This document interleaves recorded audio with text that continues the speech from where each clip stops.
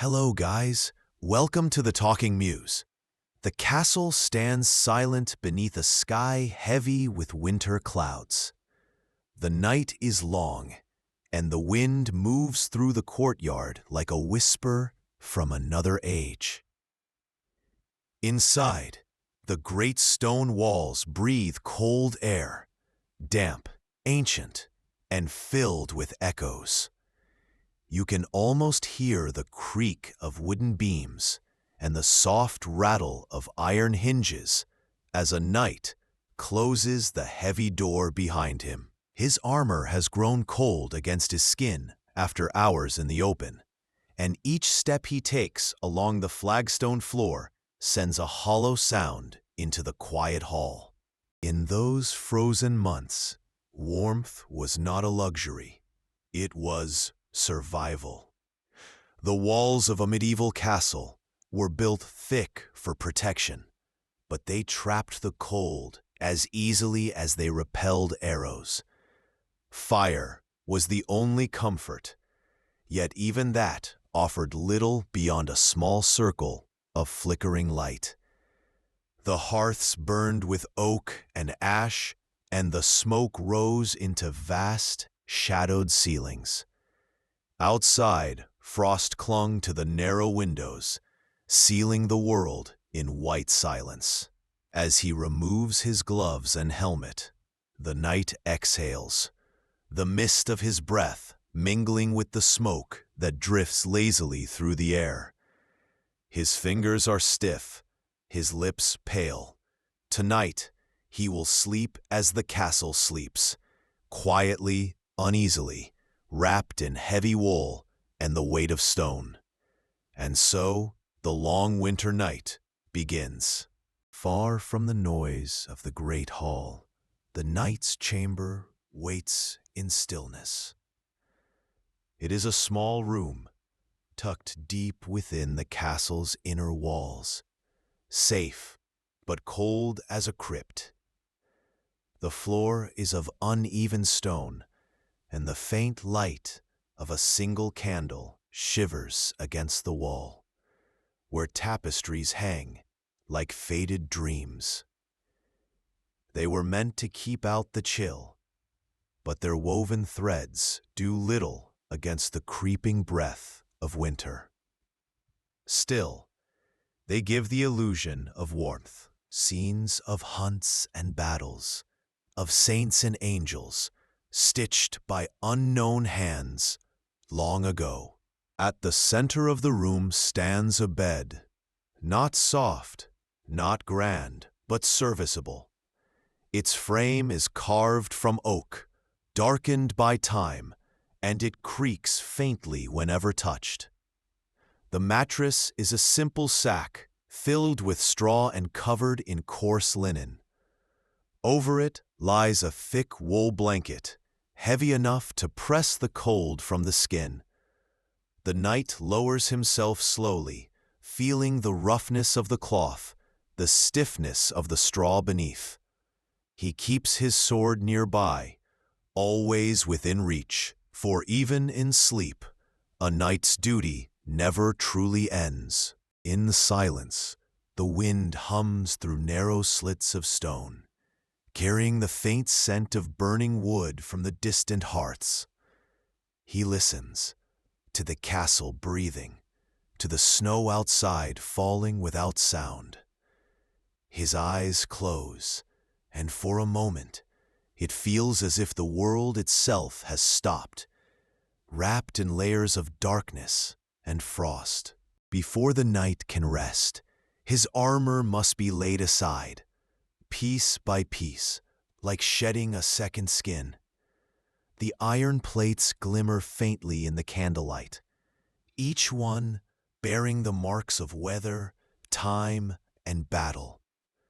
The cuirass, heavy and dented, is lifted from his chest and placed carefully upon a wooden stand. Then the greaves, the gauntlets, and finally the helmet, its visor still misted with his breath. The sound of metal meeting wood fills the small chamber, echoing softly like a ritual long practiced. The air grows lighter with each removal, yet colder too. Without the armor's weight, he feels the castle's chill settle upon him again, creeping into the edges of his bones.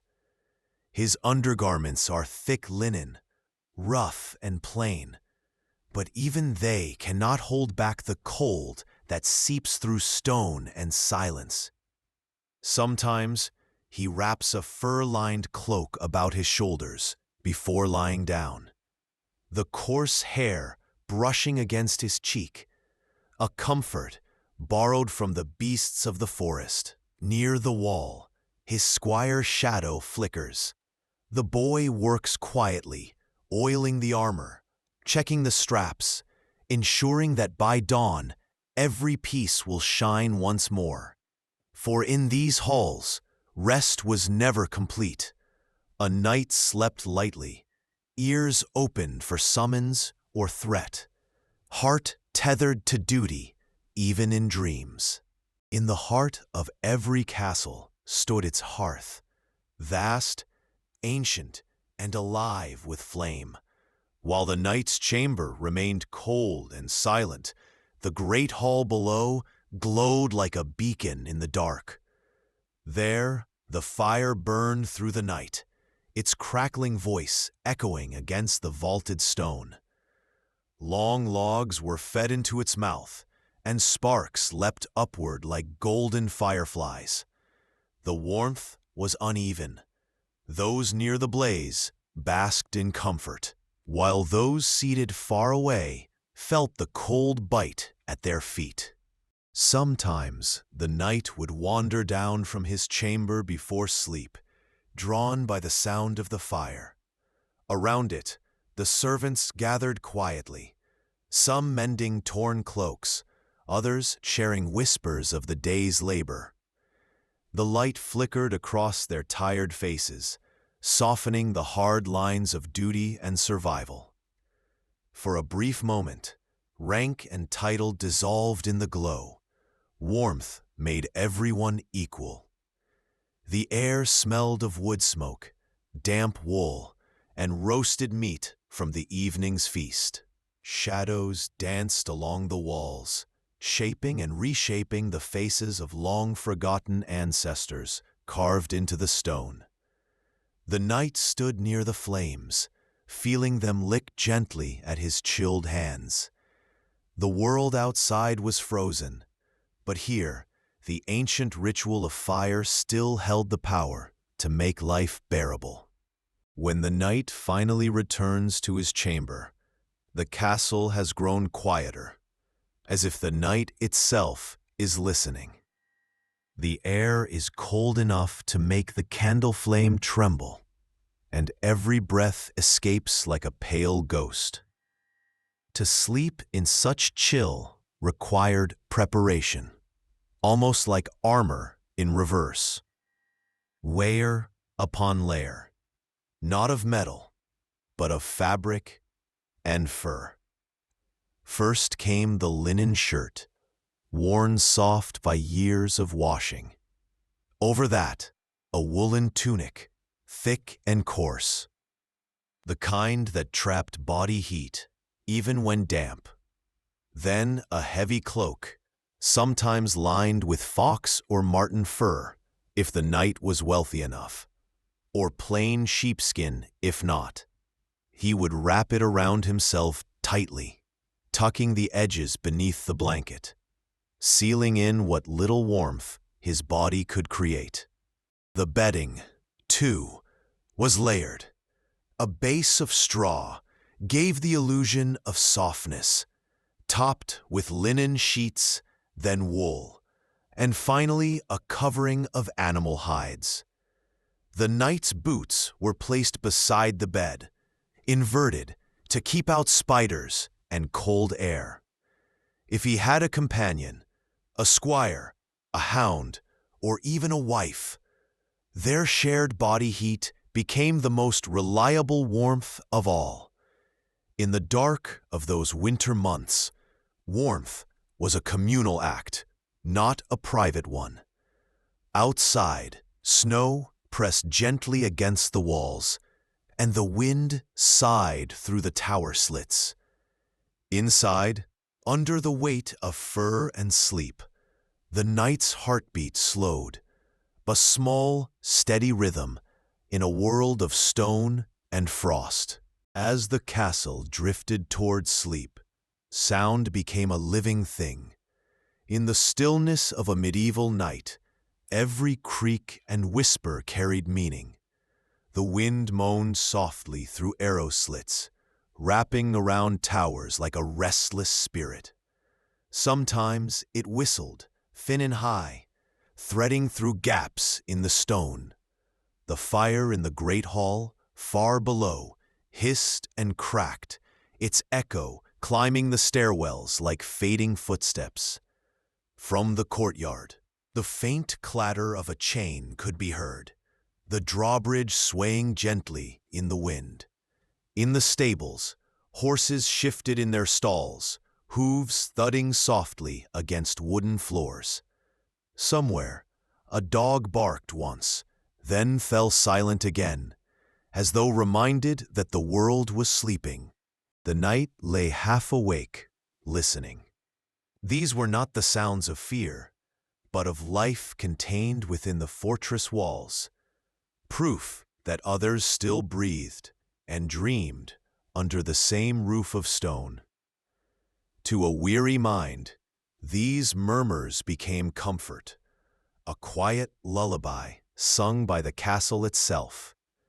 And yet, beyond those walls, there was only the vast hush of winter. Forests buried under snow, rivers frozen into silence, villages sleeping under that same pale moon. The night's breath joined that stillness, steady and slow, until the cold became part of his dreams. While most within the castle slept, the night did not belong entirely to rest. Beyond the quiet chambers, the watchmen kept their posts, silent figures wrapped in cloaks, pacing along the battlements under the pale shimmer of stars. Their boots pressed softly into frost-dusted stone, leaving brief, ghostly prints that vanished with the next gust of wind. From his chamber, the knight could sometimes hear their faint calls, a murmur from the tower, a lantern's creak, the low clang of metal when the guards changed shifts. The rhythm of the castle's life never truly ceased. In kitchens below, embers were turned and pots covered for morning use. In the chapel, a priest might whisper a prayer for souls lost to the cold. And in the armory, the squire slept lightly beside the armor stand, waiting for dawn's summons. Every soul in the fortress had its place within the breathing body of the night. For the night, those sounds were a reassurance. The watchman's steady presence meant safety. Their torches flickering against the ramparts were small beacons of endurance in the great dark. He knew that if alarm ever sounded, even in deepest sleep, his body would rise before his thoughts, trained by years of discipline to move first and think later. Sleep, when it came to a night, was rarely deep. It hovered lightly, like mist above a frozen field, never fully still, never fully gone. The stone walls around him seemed to hum with the echoes of distant lives, kings, servants, guards, and lovers who had all once dreamed within the same fortress. The past lingered here like smoke that never quite cleared. In those uneasy hours, dreams came in strange forms. Sometimes he dreamed of battlefields, where banners rippled in the wind and the ground trembled beneath iron boots. Other times, his mind wandered to green meadows and warm spring mornings, memories of peace, rare and fragile. And often, he dreamed of silence, of walking endlessly through empty corridors where no fire burned and no voice called his name. Dreams, to medieval minds, were more than visions. They were messages, divine whispers or warnings. Many knights believed that what they saw in sleep came from God or from restless spirits that shared the castle walls. A dream of light might foretell victory, while a dream of water could speak of loss. So even as he slept, the knight's soul listened, cautious, reverent, fearful. There is a moment, just before dawn, when the night feels heaviest, when even the fire has grown weary, and the last embers cling faintly to life. These are the coldest hours, when the warmth of bodies fades and breath turns thin in the air. The knight stirs beneath his blankets, his fingers numb, his face half buried in fur. Outside, frost creeps along the windows like pale lace, and the air tastes of stone and ash. He opens his eyes to darkness, and for a moment cannot tell if he is awake or still dreaming. The castle is utterly silent. Not even the wind dares move. Somewhere in the distance, a drip of melted ice breaks the stillness, echoing softly like a heartbeat. It is in these quiet, fragile moments that a man feels his solitude most deeply. Even among hundreds of souls within the walls, winter made each person an island of breath and thought. He opens his eyes to darkness, and for a moment cannot tell if he is awake or still dreaming. The castle is utterly silent. Not even the wind dares move. Somewhere in the distance, a drip of melted ice breaks the stillness, echoing softly like a heartbeat. It is in these quiet, fragile moments that a man feels his solitude most deeply. Even among hundreds of souls within the walls, winter made each person an island of breath and thought. With the coming of dawn, the castle awakens slowly, like a beast shaking the frost from its back. The faint gray light spreads across the courtyard, touching the stone towers and glimmering over the thin sheet of ice that formed overnight. From far below, the first sounds of morning rise. A door creaking open, the clang of a bucket, the muffled voices of servants stirring the embers in the great hall. The deep silence of the night loosens its hold, replaced by the soft rhythm of waking life. The knight draws a breath, the cold air sharp but clean. He sits up, pulling the blanket close around his shoulders. His breath clouds before him as he looks toward the window, where pale light spills gently through the frost. The fire in his chamber is long dead, leaving behind only a faint scent of smoke. He rubs his hands together, then stands, his body heavy with the ache of cold muscles and half-forgotten dreams. In these early hours, the castle feels both alive and ancient, the air thick with the mingled scents of stone, smoke, and life returning. The servants climb the stairs, carrying new logs for the fires, their footsteps soft and rhythmic. Somewhere below, a rooster calls faintly through the mist. The knight's squire appears quietly, bowing his head, ready with fresh water chilled from the well. The long, cold night has ended, and yet, as the first golden light brushes the walls, the castle still seems to hold its breath, as if it remembers the silence that came before. Morning in a medieval castle was not gentle. It demanded endurance. The cold of dawn clung to everything, to armor, to breath, to thought itself. The knight began his day as all men of his station did, not with comfort, but with ritual. His squire would pour a small basin of water, its surface thinly glazed with ice. The knight dipped his hands, feeling the sting of cold like pins through his skin. It was said that such discipline purified both body and spirit, a sharp reminder that life in stone walls was a test of will. A small fire was coaxed to life in the chamber hearth, each spark a fragile victory against the frost. The smell of smoke and damp wool filled the air as steam rose from the knight's breath. Slowly, warmth began to return, not enough to soften the chill, but enough to move, to live, to begin.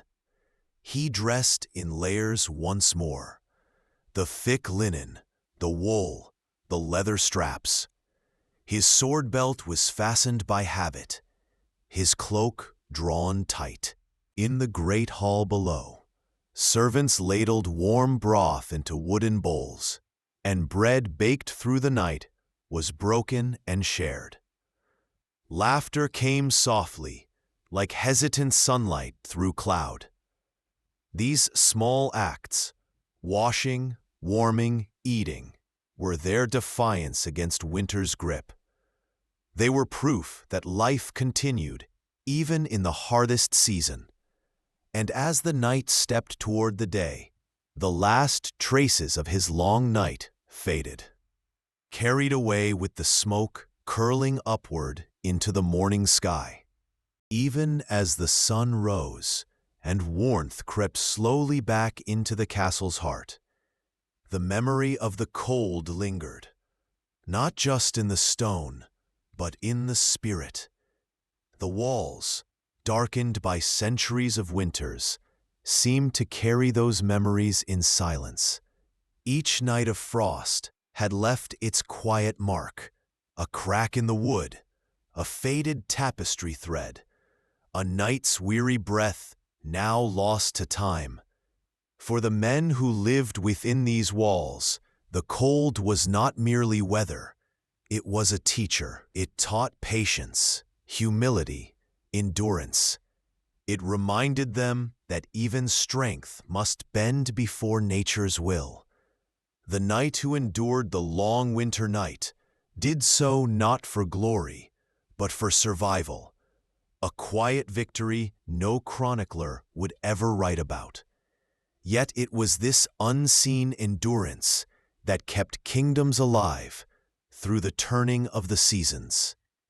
As the day brightened, torches were extinguished, and the castle filled again with life, clatter, warmth, and motion. But deep within the stones, the echoes of the night remained.